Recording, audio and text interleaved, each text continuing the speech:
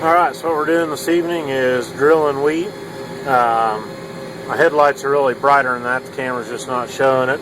But anyways, we're drilling wheat back into wheat stubbles. This field, the particular cropping system, be continuous crop wheat.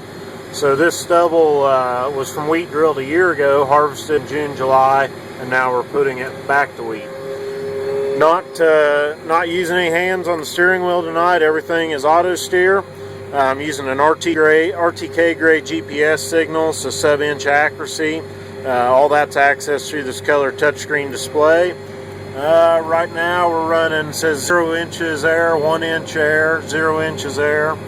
The GPS receiver is working at 10 hertz, so 10 times a second it's calculating position for heading, for the steering to make adjustments to, and then also calculating our ground speed for our liquid fertilizer controller so that we're getting on our target rate. We're moving about 5.5 miles an hour, 9th gear, turning just under 2,000 RPM. And our target fertilizer rate's 12 gallons to the acre is what we're shooting for on the display here. The implement we're pulling, this is a 40-foot air seeder, 10-inch row spacing. In the yellow tank there is seed. We can store about 6,000 pounds of wheat seed in there, or 100 bushel. We're putting on, our seeding rate right now is about 100 pounds to the acre.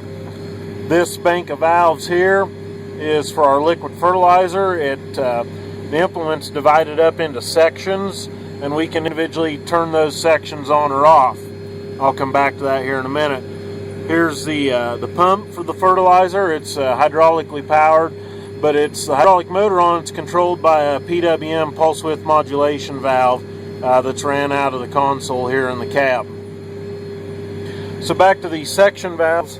You'll notice here shows that the implement's into 5 sections, one large center section and then smaller ones at the edges.